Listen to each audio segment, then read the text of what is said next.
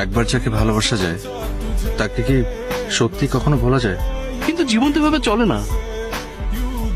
একটা সময় সত্যি জীবনটা চলে না, কিন্তু আমরা চালিয়ে নেই, কারণ জীবন তো একটাই।